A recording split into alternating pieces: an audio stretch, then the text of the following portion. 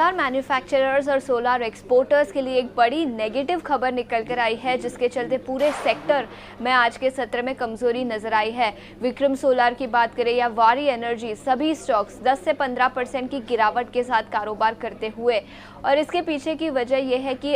US यानी Trump administration ने ये कल नई अनाउंसमेंट निकाली, जहां पर 126% की प्रिलिमिनरी ड्यूटी लगाई है अमेरिका ने। इंडिया से जो एक्सपोर्ट होते हैं solar manufacturing unit, solar panels, उस पर 126% की ड्यूटी लगाई है। याद रखें, ये केवल इंडिया पर नहीं, कुछ और कंपनीज पर भी है, कुछ और कंट्रीज पर भी है। इंडोनेशिया और लाओस जैसी कंट्रीज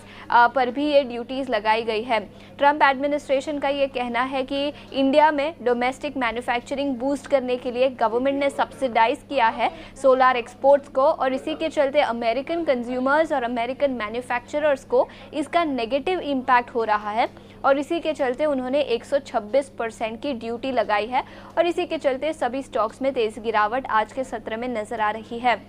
हालांकि सिटी की एक रिपोर्ट आई है, उनका मानना है कि हाँ, बड़ी नेगेटिव खबर है, और 126% की टैरिफ के बाद, एडिशनल ड्यूटी के बाद इंडिया के लिए, इंडियन एक्सपोर्टर्स के लिए एक्सपोर्ट करना काफ़ी मुश्किल हो जाएगा और अनवायबल, इकोनॉमिकली प्रॉफिटेबल नहीं होगा इन मैन्युफैक्चरर्स के लिए एक्सपोर्ट करना।